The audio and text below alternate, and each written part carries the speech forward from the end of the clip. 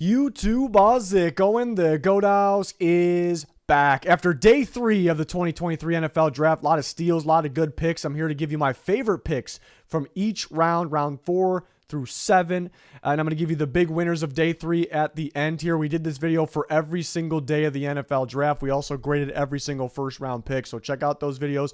More videos to come, including an undrafted free agency video we do every year, a 2024 mock even. And then we'll have post-draft grades and rankings, things like that. So really exciting stuff. Like, subscribe to notifications on. Follow us on Twitter. I gave live analysis for pretty much every single pick already on there, and undrafted free agency news is going to be on there as well. We have sponsors: Liquid IV, code GOAT, GLD Shop, code GOAT. I'm a Vikings fan, wearing a Packers chain right now. They had such a good 7th round that I had to wear it, but somebody better buy one for me doing that there. So let's take a look at what I got. Round 4, my favorite. There's a lot of good picks, more than this, but I can't just list every pick as my favorite pick. So my favorite picks that really stood out in round 4, Kelee Ringo. I mean, I don't love trading a 3rd round pick for a 4th round pick. Kind of common sense that a 3rd round pick is better than a 4th round pick. And next year's class, I'm predicting will be a little bit better, but they get an epic steal and a good player with a lot of upside in Kelee Ringo in a perfect scenario, a perfect situation for him sitting behind Darius Slay and James Bradbury. I mean, that's a really good situation. And when I watch him play, I kind of get free safety vibes because his range and speed, is ridiculous. And, his negative to me is the way he plants his feet. You really don't want to plant your feet as a corner. You want to kind of keep moving. If you have to get out of a back pedal, I like buzzing your feet a little bit. He plants them kind of like a wide split, and that makes him look stiff. I don't really think he's actually a stiff player, like a person, because he's so athletic. So I do think you can fix that. And then sitting a little bit behind those 2 top corners is pretty damn good. And if you want to throw them at free safety, because they could probably use one, maybe that's a possibility as well. A lot of upside, freaky dude, Georgia Bulldog. We love it for the Eagles. The Colts take Adetomiwa Adebawore. Everyone liked him. It's not a complete shocker that he dropped to the 4th round because he's the ultimate tweener. There's a lot of tweeners in this class. He's the ultimate of those because, he doesn't really have the length and he has okay play off the edge, but the length or the great play for the edge. And then inside, is he kind of just a speedy guy right now?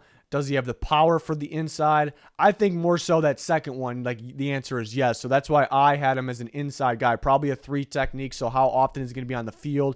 And he's a little raw. You got to work with him. So it's not a complete shocker that he's available. But I thought because of the upside, the fastest interior defensive lineman of all time, and he's got good play. Even when he had most of his play off the edge, when he was productive, it was an inside move that kind of tells me he can do some work on the inside and who have plenty of length from the inside. So it's a steal down here. It's a boomer bust prospect. You don't really, once you get to day 3, you don't really worry about the bust part. You like the boom part. It makes sense. DeJuan Jones slides to the 4th round. Wasn't expecting that because he's a good tackle and teams are desperate for tackles.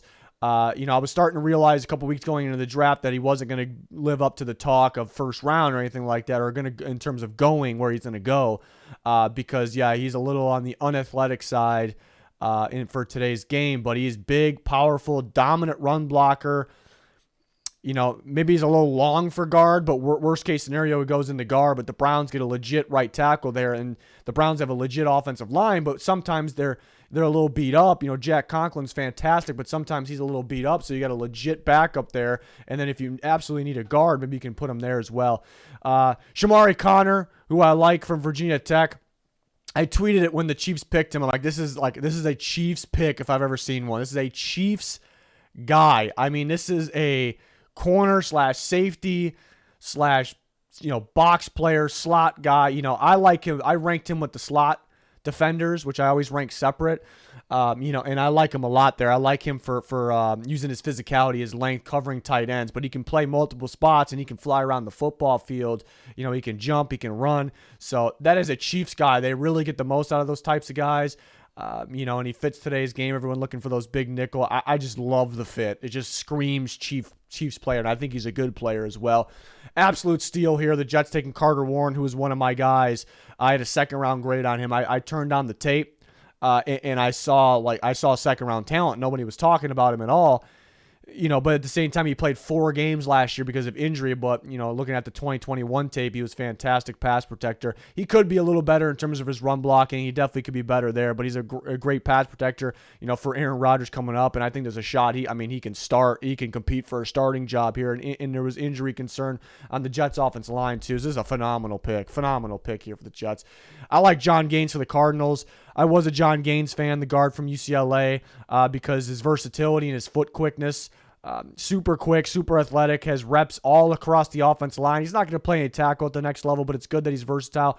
But I can see him starting day one for the Arizona Cardinals, starting at guard or center. I'm actually going to get bold and say this round 4 pick right here will start at one of those positions, guard or center, for the Arizona Cardinals there, because they need help there, and he can play either. And they're going to change offensive, they're going to change blocking schemes. They're going to run more of an outside zone now, and he fits that. With his quickness, it works perfectly. So in terms of value, it's not crazy value or anything, but I just absolutely love the pick and love the fit there. Bears take Tyler Scott. It looked like pretty good value. I thought he could have went early 3rd round.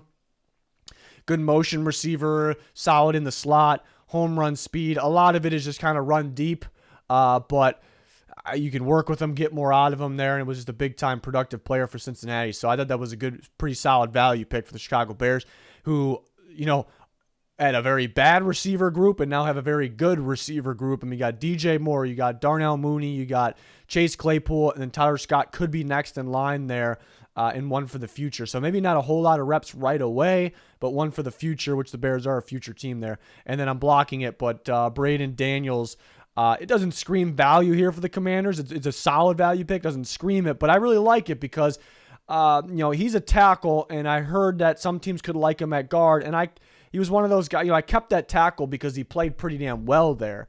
But I can see he's one of there's other guys that people said, they're a tackle, they can play guard. And I didn't really like them going to guard, but for Daniel, mainly for those other guys, because I don't know if they would be good at guard, as good as people think. For Daniels, I kept that tackle because I really liked that tackle, but I also can see him being a really good guard. And the Commanders take him, and they might need a starting guard, and I think he'll be really good in that Eric Bieniemy offense there. And they maybe have some questions at tackle perhaps as well, so he could fill in there. He could compete for a starting job on either spot there. So I do like the fit. I do like the possibilities there. Out of this group, what is the best pick? Probably got to go Kelee Ringo, just because he could have been a very early 2nd round pick for me. I do love me some Carter Warren, though, as well. They're all such good picks there. Next group, round 5, my favorite picks. The Jags had a weird draft. They started the day off like, all right, what the hell kind of picks are these? And then they had 3 in a row, which we'll talk about, at one point, but there's 2 on this slide, actually. And they ended it kind of back where they started. So they were kind of all over the place with this draft, but there's a few picks. There were 3 picks in a row that I really liked, starting with Yasir Abdullah, who I was a big fan of, was on my guys list because, this was now, he's not really being talked about much, and I like the idea of moving him to off-ball linebacker, kind of getting creative with him. And I actually ranked him. He ended up finishing as number 6 as my off-ball linebacker, so I was pretty high on him. But he was more of an edge rusher that did different things for Louisville, and he was just extremely productive, getting after the quarterback, getting his hands on the ball, pass deflections. I had some interceptions, really good dropping in coverage, some forced fumbles, like across the board, extremely productive. And the Jags lost Arden Key, who's kind of this pass rusher that can rush from different spots as well. So I kind of like there's some similarities there. Abdullah actually probably has more to his game than Key. So the Jags will get creative with him, and he could be productive at some point in his career there. Darius Rush, I had a 2nd round grade, was thinking late 2nd round, but I love the upside there. Receiver, turn corner, love when corners used to play receiver. Very, for a former receiver, very, very physical in press man. Like, he's a man coverage guy, good footwork, kind of sticking on guys, staying with them when they get out, receivers break off their routes. Just feels like a man coverage corner, which the Colts ran a lot of man last year. And Bradley kind of wants to go back to a lot more cover 3. What he's known for. The Brent's picks Brent's pick works for that, but you get a man coverage guy to be able to still run some man coverage here in Darius Rush, who has a lot of upside. The Browns taking Cameron Mitchell, what a guy I thought could have went maybe late 3. Another physical corner. He's a little shorter, but he's a physical corner. He gets downhill and he can hit, can tackle very well. Northwestern has had some good corners. The Browns know they have Greg Newsome in there. Browns are really good at judging corner talent as well, so I did like that one. The Jets get another guy from my guys list that was also from Pittsburgh, and Israel Abanikanda, who was actually my 3rd ranked running back in the entire class, because I'm just a huge fan. He's only 20, so he has a lot of upside, but he's already super productive. Was a home run hitter for Pittsburgh, a lot of production, a lot of touchdowns. He sees the hole, he hits the hole, then he makes something happen after he does that and flies and gets to the end zone. So he's going to be fun. It's a scheme fit for sure, outside zone there with the Jets. Aaron Rodgers' offense is a lot of talent, a lot of weapons on that offense. I absolutely love that pick in round 5. The Panthers take Jamie Robinson, who I like as a slot guy. Thought he could have went in round 3, but he's a slot guy that does some damage around the line of scrimmage. He made some big time plays and hits in the backfield, but he also can play safety, kind of in the back end. If you want to run like a split safety look, which the Panthers are going to do with Ejiro Evero in cover 4. So he honestly can play in the back end of that cover 4, but he also can play in the slot where I like him most. So I do like that pick there. The Jags take Antonio Johnson, which is incredible value. I thought could have been a late day 2 pick. I like him as a strong safety / slot corner. I like him more in zone, which the Jags do run a little bit more man, but could they be adding more cover 3? I think that's where Antonio Johnson fits quite a bit. But I like him, and he played some split safety looks too, but I really like him as a strong safety around a line of scrimmage, can play in the slot as well. Cowboys get Asim Richards, North Carolina tackle. I was a fan of his, and the Cowboys are looking to run the ball a little bit more. Because they kind of got predictable with their passing game, so make it a little easier for Dak here, perhaps. And Asim Richards, a really, really, really good run blocking tackle. Pass protection could be better, but he was solid there. It's going to be good depth right away. And the Cowboys, they got some really good offensive linemen, but they got some injury concerns sometimes. So you have seriously a good depth guy here in Asim Richards. And I'm blocking it again, but Eric Gray, who was on my guys list as well, Oklahoma running back. He's kind of a do-it-all guy. Like, he can run inside, he can run outside. He's shifty. His cuts are absolutely nasty. He can catch the ball downfield as well. Very good after the catch with the ball in his hands. Experienced, different type of systems. So I think this guy's going to get some reps with the Giants right away. I think he could be their running back too. And, who knows what's going to happen with Barkley after this year because he's on the franchise tag. And we know they pulled a contract offer off the table. So Gray might get some reps in there and then really might get some reps maybe in year 2 and on there. So I do really like that pick. Eric Gray is very fun to watch. And then next, round 6, the Packers getting Carl Brooks, who, I'm not super surprised he dropped because another tweener type player because he actually played off the edge and actually kind of stood up doing it too at over 300 pounds. Pretty ridiculous, but he was super productive for Bowling Green, and he had some pass rush moves for a big guy out there. But plain and simple, there's not going to be many NFL teams that play him at that size off the edge. I mean, the Packers, I could see it here and there actually, but he's going to play on the inside because his body type, but he's a good pass rusher and he has good pass rushing moves and he'll be able to do that from the inside. And we saw at the Senior Bowl where they lined him up more inside. He looked pretty damn good, especially in one-on-one. So he's just talented at getting after the quarterback. So I like that in round 6. J.L. Skinner was a top 5 safety for me. He was fun to watch. He dropped down here because he got injured in the pre-draft process. We couldn't see him test. But he's fun to watch. He's big. He's lengthy, very lengthy. He kind of plays all over the place. You can kind of see upside as a free safety because he's long and he's athletic, has range. You do worry about his angles, his angle choices back there, but that's not really a problem for me because the Broncos have one of the best in football and Justin Simmons back there, and Skinner is even better. Like, he's phenomenal as more of a strong safety, and then it can go to the slot and line up on tight ends if you need him to. He hits. He gets in the backfield, gets downhill and hits. Very good tackler, sticky in man coverage. Playmaking ability. He was only available down here because he was hurt during the pre-draft process. He's really good. And then the Jags, like I said, they had 3. We talked about on the last slide 2 good picks, and then in Parker Washington, they had a load of other picks that were a little confusing to me. But they had 3 in a row that were good. Parker Washington, I love. He wasn't super productive at Penn State. He would disappear sometimes. I do think it was Penn State's fault, maybe Clifford's fault, who got drafted in round 5 somehow. Yeah, Washington's extremely good after the catch. Just get the ball in his hands. I mean, he looks like a running back after the catch. Really strong legs. Poor man's Deebo Samuel there. He just looks like a running back. Like, he breaks tackles like crazy, keeps driving. But yeah, I mean, he could get separation a little more. His routes could be a little more crisp. But when the ball's up in the air, he goes up and gets it because he can jump, he can high point the ball. I think he's about to be more productive in the NFL than he was in college. So I like his game. Jalen Duncan, I thought would go a lot earlier in this. He gave up some pressures and some sacks, and his technique definitely needs to be refined a little bit. But I mean, this is a big athletic tackle that he was already supposed to be really good. He's a little underwhelming. Like, these types of guys just go early. Like, teams want to work with these guys. So I thought he was going to be a guy that went earlier than I expected. But I would have taken him around 3. He goes way later. He's got all the upside in the world. And he'll sit for a little bit, maybe behind like an Andre Dillard there for the Titans. But he's got some upside there, so I do like the value there. Kayshon Boutte, huge fan of him. I had him receiver 9. He didn't test too well, dropped some balls this year, and maybe some character concerns, nothing super serious, but he's a playmaker, especially in 2021. I mean, he can play in the slot, play outside. He gets open because his footwork, his breaks off of routes are really, really good. So he gets separation, and he's a monster after the catch. Another big thing is he showed up in big impact moments, like made the big play in the big moment to me. And he's only 20. He's the youngest of the group, a former 5-star recruit for a reason, an LSU receiver for a reason. He's got a ton of upside here, and he's good. He's going to get open. So I like him, learning from Juju. Some similarities in the style of play there. Boutte a little better after the catch, actually. I like that pick for the Patriots.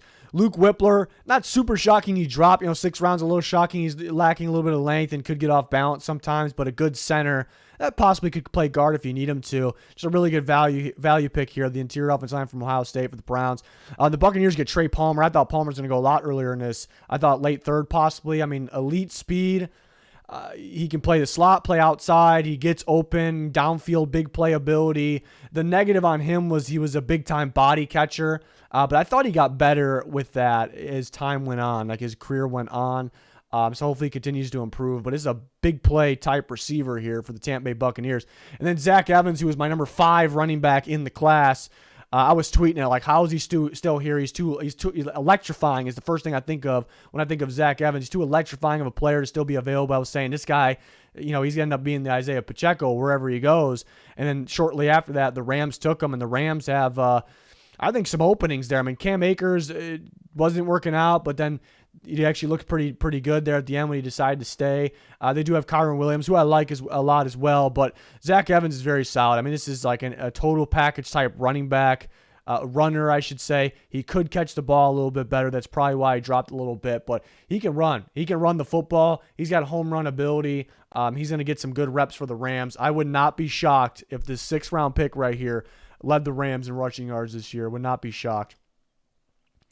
Round 7, Antoine Green you never heard his name during this pre-draft process, but I liked him. I actually had a 4th-round grade on him. I mean, this is a good size, very athletic receiver, big playability, downfield playability, very athletic. I think I mentioned that already. I'm trying to figure out what I was missing with him because he just wasn't talked about really at all. So I like this pick for the Lions. A good deep threat guy playing the outside role. Jameson Williams going to be suspended for a little bit, so could he compete for that spot in the meantime? Zach Kuntz, who was a combine warrior there, tested very well. Some parts of his tape look like, all right, this guy's good. Like, he's big. He gets out of his, the breaks out of his routes are really good. He catches the ball. He's athletic. So those parts, when you saw that, it was like, all right, this could be a 3rd-round guy. But then there was moments where it's, all right, that route wasn't like the other one. Like, that was a bad route.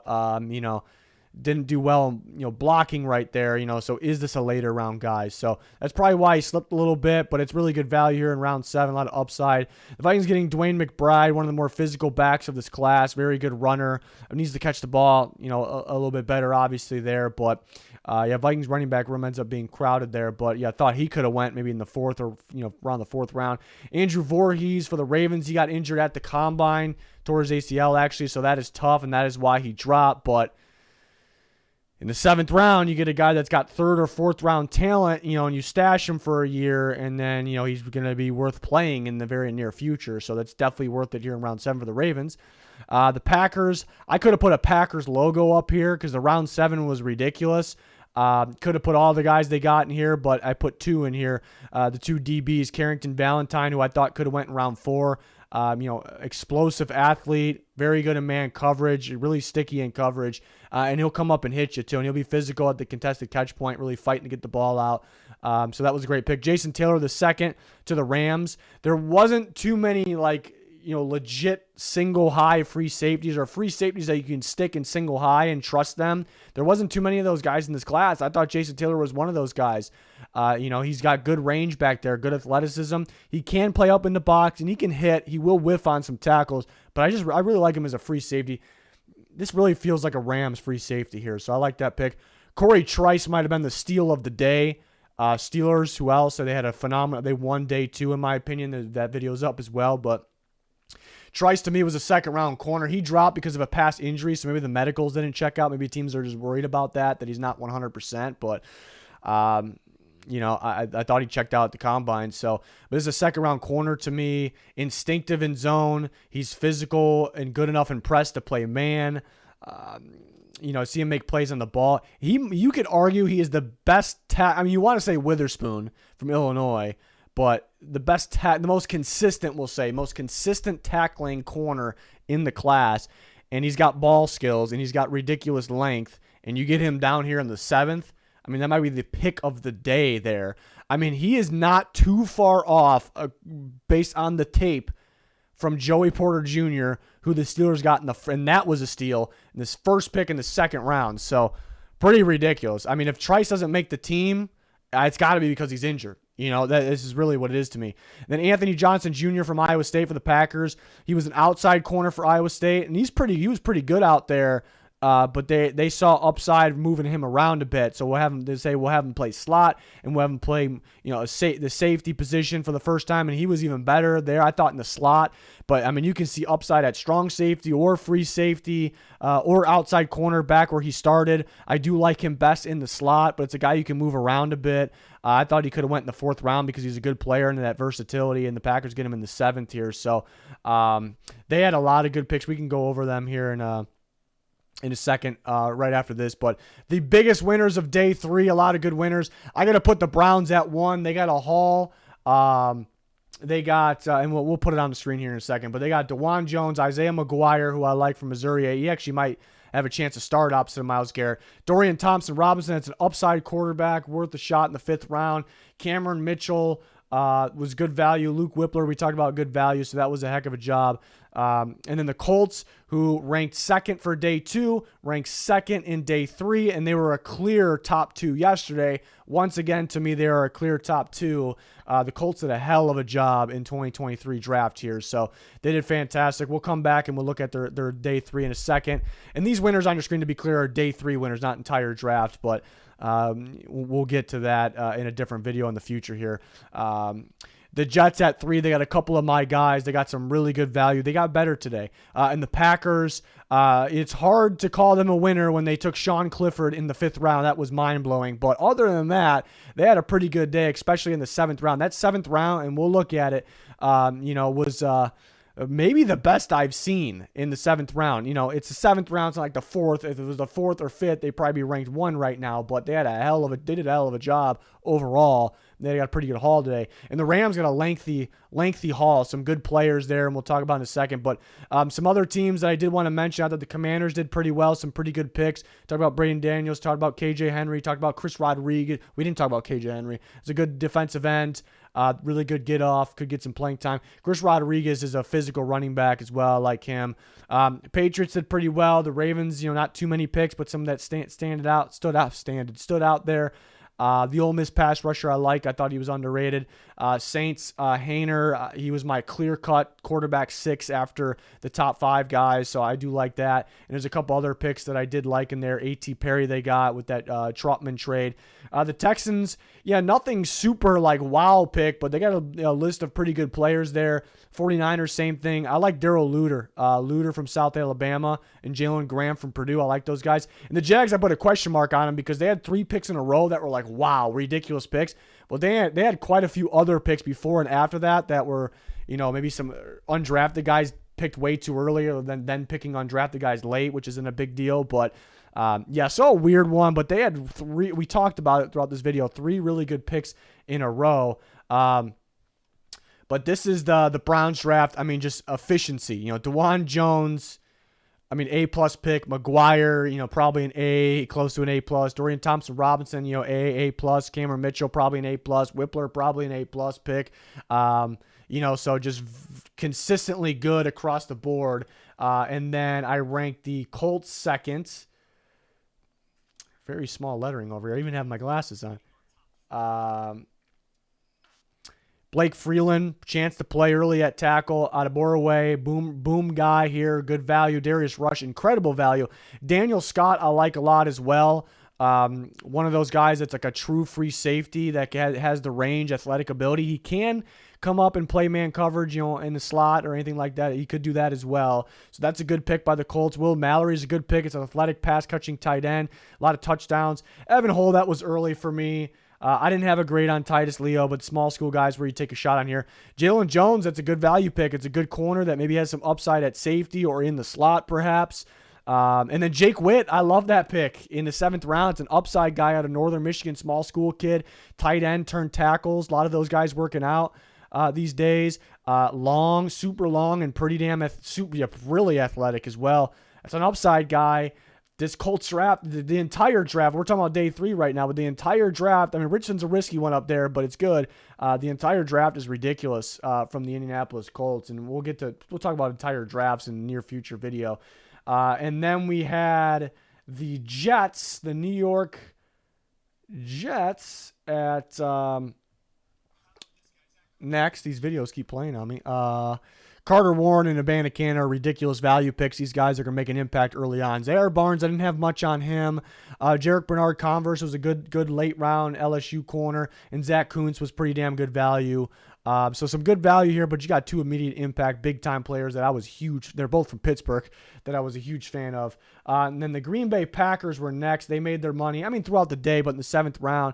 Throughout the day, Colby Wooden and Carl Brooks, like the same thing. They're kind of tweeners. They played off the edge, but they're going to be good inside. Wooden, they're probably going to use outside and at 3-4N. Clifford was one of the worst picks on the day. It's the 5th round, so it's not the end of the world, but so surprising I had them as a winner. Dontavian Wicks is a solid do-it-all receiver. Had some drops, but that's a good pick. Carl Brooks, we talked about a good pick. Anders Carlson, his brother, is a big-time kicker. He's a big-time kicker.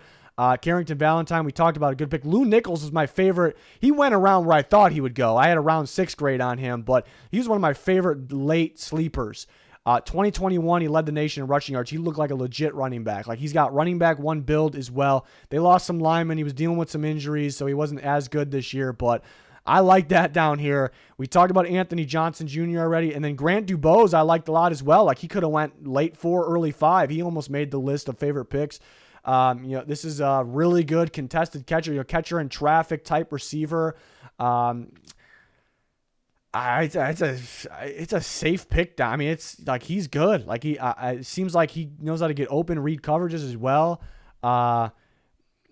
Romeo Doubs was a good pick late last year. Now you got DeBose, that could work out for them. Like he's gonna make the team. So this 7th round is legendary. It's a legendary 7th round. I had a 4th round grade. My favorite sleeper running back, 6th round grade, 4th round grade, and then maybe like a late 4, early 5 grade for DeBose, who I just like. That's a really good draft. And then one more here that rounded out the top 5. We'll talk about the Rams, who had a haul. Stetson Bennett, maybe a little early, but he's a winner, experienced, like him behind Stafford. Nick Hampton's a good fit.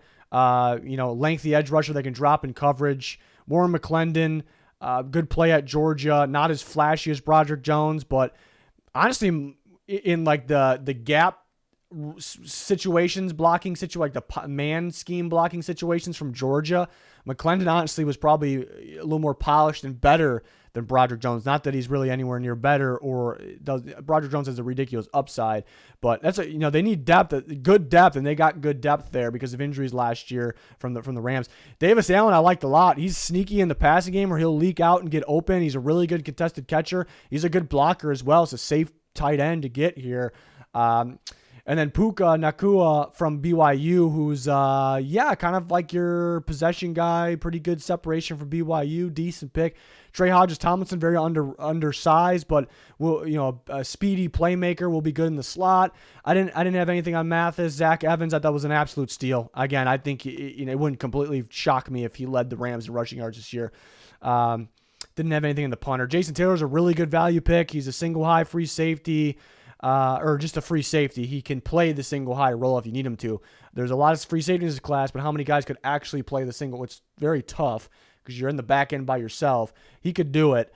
We don't see a whole lot of that from the Rams, which is okay because he can play, free safety. They'll run a lot of cover 4. He can play free safety in that role. So I like that pick a lot. Didn't have much on Johnson there from Toledo, Mr. Irrelevant. There's a haul, and there's some good picks that stood out there. And we mentioned the other teams as well. That wraps it up for day. I got to get to work on some undrafted free agency stuff and video that I always do every year at this time that ends up being very popular. But we have this video, same exact video out for day 1, 2, and 3. Check them out. We graded every single day 1 pick. We'll have post-draft all kinds of videos, undrafted free agency, 2024 mock, and a bunch of rankings and grades. And we get a little bit more in depth on everyone's draft and every pick. So join us on our channel, like, subscribe, turn notifications on. Very important to follow our Twitter. Links pinned in the comments for anything you're looking for. Thanks for watching. Goodbye.